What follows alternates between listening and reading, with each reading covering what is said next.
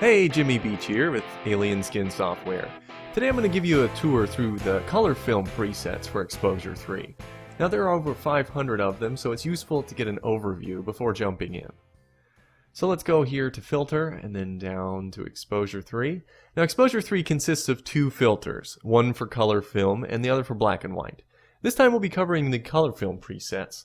There's another video tour for the black and white preset, so be sure to watch that one too. Here on the left we have the Settings tab. This is where you choose a look for your photo and where you'll spend most of your time. We have other videos that show how to make your own settings, but let's focus right now on the factory settings.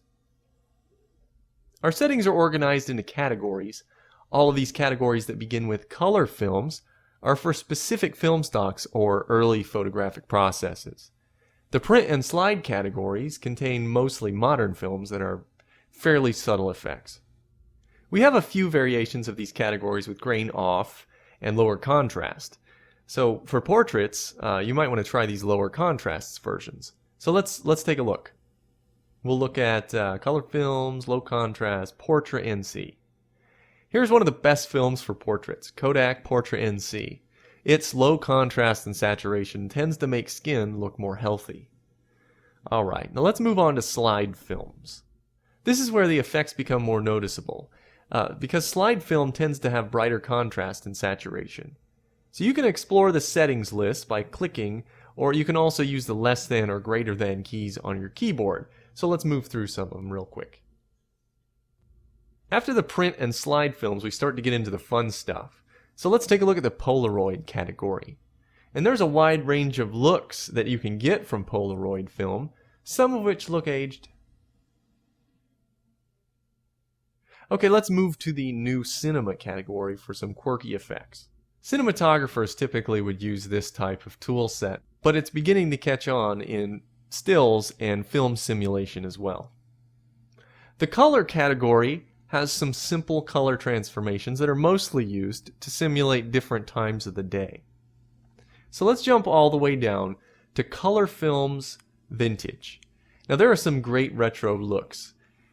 Autochrome is one of the first color film processes and has very colorful grain. And these Kodachromes are the early versions from 1936 and this one all the way up to 74. And we developed a new technique that gives that characteristic brown skin tone in early Kodachrome. And they're very different from Kodachrome in our slide film category.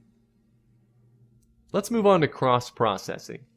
These are extreme color transformations caused by developing slide film in print film chemicals, or vice versa.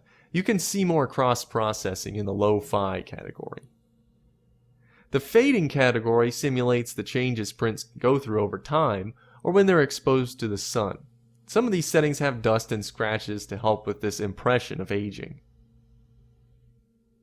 The focus category contains some glamour shots type diffuse blur effects, as well as some sharpening. This grain-only category obviously contains settings that just add grain, and I'm going to skip both of these because it's obvious what they do. The lo-fi categories simulate popular toy camera photography, and here you'll see odd vignettes, sometimes lens blurring, and the lo-fi cross-process category has intense color changes. Tonality uses a variety of tone curves for brightness and contrast manipulation, just like you'd use in Photoshop's curve editor. And finally, the vignette-only category shows off our new vignette feature. Explore it to see the wide range of looks this feature can achieve. At this point, you should be familiar with how to work the plugin. The next videos in the series go over workflows to achieve specific looks. They are high key, lo-fi, and vintage. I'd like to point you to our website, www.alienskin.com, where you'll find helpful tutorials, beautiful examples, and further information about Alien Skin products. I want to thank you for tuning in. Until next time, this is Jimmy Beach with Alien Skin Software.